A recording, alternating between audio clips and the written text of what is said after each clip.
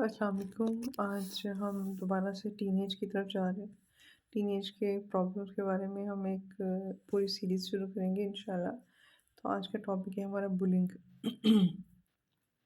मैं यहाँ आपको किताब की तरह लंबी-लंबी कहानियाँ, स्टोरियाँ नहीं पढ़ाऊँगी, ना मैं लेक्चर दूँगी लंबे-लंबे। मैं छोटे-छोटे पॉइंट्स बताने हैं आपको, और आपने अगर कोई बात पूछनी हो तो आप मुझे कमेंट्स में पूछ सकते हैं, जिसकी फिर मैं नेक्स्ट वीडियो में आंसर करूँगी। बुलिंग का शिकार कोई भी लोग हो सकते हैं, लेकिन मेरा मेन इस वक्त जो एड्रेस है वो टीनेज बच्चे बच्ची हैं। बुलिंग का मतलब होता है किसी का मजाक उड़ाना, किसी की तनकीद करना, किसी को फिजिकली मेंटली टॉर्चर करने की कोशिश करना, और दूसरों के सामने उसकी इंसल्ट करना, ह्यूमिलिएट करना। ठीक है।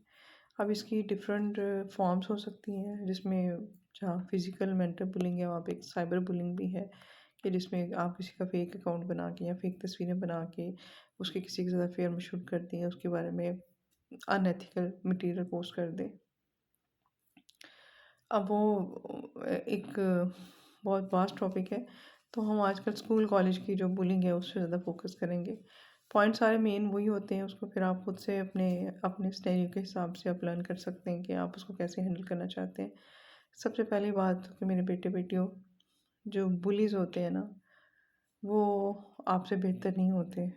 पुलिस अंदर से कॉम्प्लेक्स में होते हैं। वो अंदर से आप अपने आप को इनसफिशिएंट या आपसे कमतर समझते हैं। उनको आपकी खूबियाँ अच्छी लगती हैं, जिसकी वजह से वो आपको पुलिस करते हैं।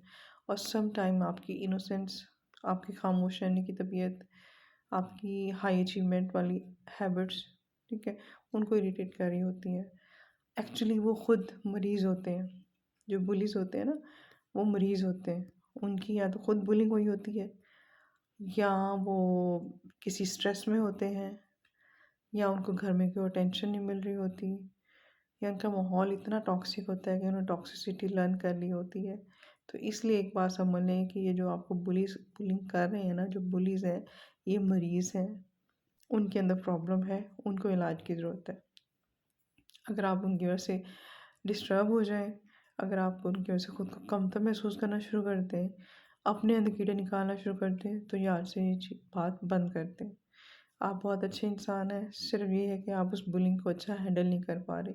ये मैं विक्टिम से मुखातिब हूँ, जिनकी बुलिंग होती है। अगर तो बुलिंग ग्रुप में कोई आपके का साथ कर रहा है, तो उस वक़्त तो एक सेफ साइड ये होती है कि खामोशी से वहाँ से गुज़रा जाए, ठीक है? उस वक़्त उनके साथ कोई आर्ग्यू ना करें, कुछ ना करें। और अगर कॉलेज या स्कूल में बुलिंग हो रही है, तो उस वक़्त आपने खामोश नहीं रहना। आपने या तो वहाँ से उठना है, आपने उनको आंसर देना है, या फिर आपने अपने टीचर को, अपने किसी सीनियर को, अपने फ्रेंड्स को इन्फॉर्म करना है। और आपने जो बुलीज़ हैं, उनको अनआंसर्ड नहीं छोड़ना। वरना जब आप एक दफ़ा बर्दाश्त करेंगे, तो नेक्स्ट टाइम आपको दोबारा करेंगे, या और बच्चों को भी वो ऐसे ही टारगेट करने की कोशिश करेंगे। ये तो बच्चों के लिए होगी बात। पेरेंट्स ये देखें, अगर आपका बच्चा स्कूल या कॉलेज जाने से खौफ़ज़दा हो गया है, या मदरसा या मस्जिद जाने से खौफ़ज़दा हो गया है, या मार्केट में किसी ख़ास जगह आप भेजते हैं, किसी शॉप पे भेजते हैं, तो आपका बच्चा रिलक्टेंट हो गया है, तो उस पे बच्चे को झाड़ें मत। ये मत सोचें कि बच्चा बदतमीज़ है। आप उस चीज़ को एक्सप्लोर करने की कोशिश करें। समझ आई है आपको मेरी बात? कि सम टाइम सेक्सुअल बुलिंग भी होती है, सेक्सुअल असॉल्ट का ख़तरा होता है। आपका बच्चा पहचानता है लोगों को, आपका बच्चा लोगों के जो क्यूज़ हैं नोट करता है, उसकी वजह से खौफ़ज़दा है, लेकिन वो हमारे डर के, हमारे हेजिटेशन के, कन्फ्यूजन के आपको बता भी नहीं पा रहा। लेकिन वो आपको अपने रवैये से समझा रहा है उस जगह पे जाने से, अवॉइड करने से। इसलिए पेरेंट्स जो है ना, इस चीज़ को समझें और अलर्ट हो जाएँ। और बच्चों के लिए बेटा, आप लोगों को डरने की ज़रूरत नहीं है, क्योंकि आपने कुछ गलत नहीं किया। जो गलत करता है उसको डर होता है। आप विक्टिम बन गए हैं, वो इस वजह से विक्टिम बन गए हैं कि एक तो आपको पता नहीं था कि आपसे कुछ गलत हो सकता है।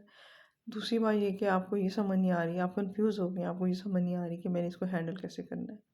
तो बेसिक प्रिंसिपल मैंने आपको बता दिया कि आप अगर अपने किसी बड़े को शामिल कर लेते हैं, उसको इन्फॉर्म कर देते हैं, तो उससे ज़्यादा बेहतर चीज़ें हैंडल हो जाएँगी और अच्छे तरीके से हो जाएँगी।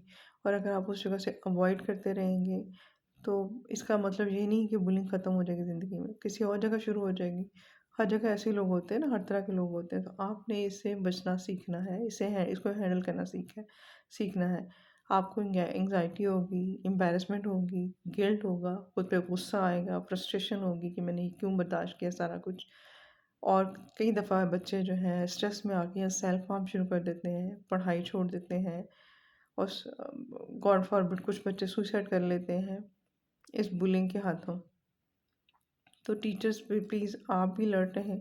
अगर कोई टीचर मेरी बात सुन रहा है तो वो भी सोचे कि एक बच्चा क्लास में घबराया क्यों रहता है, उसकी परफॉर्मेंस क्यों पुअर होती जा रही है, वो छुट्टियाँ क्यों करता है। तो उस बच्चे को एतमाद में लें और उससे बात करें।